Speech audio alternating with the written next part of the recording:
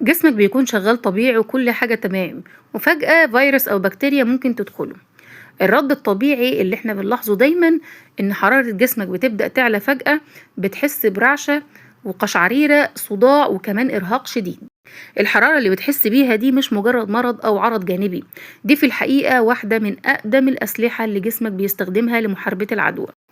أول حاجة لازم نعرفها إن الحرارة الطبيعية لجسم الإنسان 37 درجة مئوية، والحرارة دي بتكون مناسبة جدا ومهمة جدا جدا لكل العمليات الحيوية اللي بتتم جواه. اللي بينظم كل ده بقى جزء في الجسم اسمه الهايبوثالاموس، ممكن نتخيله زي ترموستات مسؤول عن ضبط درجة الحرارة. لما فيروس أو بكتيريا بتدخل الجسم، الخلايا المناعية بتكتشف العدوى بسرعة وبتطلق مواد كيميائية اسمها البيروجينز. المواد دي بتوصل للهايبوثالاموس وفجأة بيحصل تغيير مهم، إن المخ بيقرر إن حرارة الجسم دي مش كافية وإن هو لازم يرفعها. أو بمجرد ما المخ بيرفع درجة الحرارة، الجسم بيدي رد فعل غريب، إن العضلات بتبتدي ترتعش، وده عشان تولد حرارة. وبيحصل ضيق في الأوعية الدموية اللي في الجلد عشان تحافظ على الحرارة. وكمان بتحس بقشعريرة، والإحساس ده مجرد إشارة لجسمك لإنتاج حرارة أكتر. بعد ما الجسم بيوصل للدرجة دي، الحرارة العالية دي ممكن تعمل حاجتين مهمين جدا. أولهم إن هي بتبطئ نمو البكتيريا والفيروسات، لأن أغلب الميكروبات بتحب حرارة الجسم الطبيعية، لكن لما الحرارة بتعلى بيبقى صعب عليها التكاثر. دي كمان بتقوي جهاز المناعة، لأن الخلايا المناعية بتشتغل أسرع وأقوى، يعني جسمك بيهاجم الميكروبات بكفاءة أعلى. بس طبعا عملية رفع الحرارة دي بتكون مكلفة للطاقة، علشان كده بنحس بتعب شديد وإرهاق وصداع وحتى كمان ألم في العضلات. الغريب إن الحمى مش بس عند البشر، دي كمان موجودة تقريبا عند معظم الكائنات الحية، من طيور لزواحف لأسماك وكمان بعض الحشرات.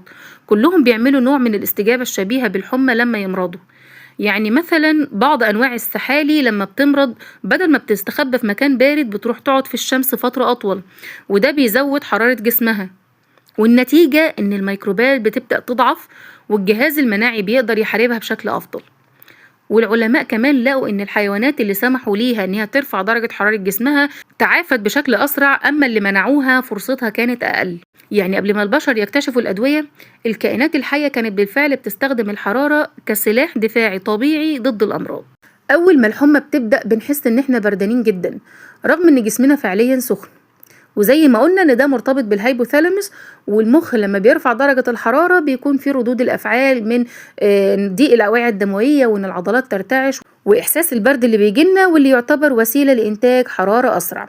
لكن بعد ما الجسم بيوصل للحرارة المطلوبة، المخ بيوقف الاشارات دي، والاوعية الدموية بترجع تتسع وتحس بالحرارة بدل البرد، ويبدأ العرق كطريقة لتبريد الجسم تدريجيا والعودة للوضع الطبيعي. الحمى مش عدوك، لكن لو درجة الحرارة ارتفعت جدا ممكن تبقى خطيرة، ولو وصلت ل40 درجة مئوية أو أكتر في حالات زي الأطفال أو كبار السن أو الناس اللي مناعتها ضعيفة، ساعتها لازم يكون في تدخل طبي سريع. لكن الحمى البسيطة غالبا بتكون مفيدة، لأنها بتساعد الجسم في محاربة العدوى. لو اتسرعنا وخدنا أدوية لخفض درجة الحرارة، أحيانا ده ممكن يأخر التعافي.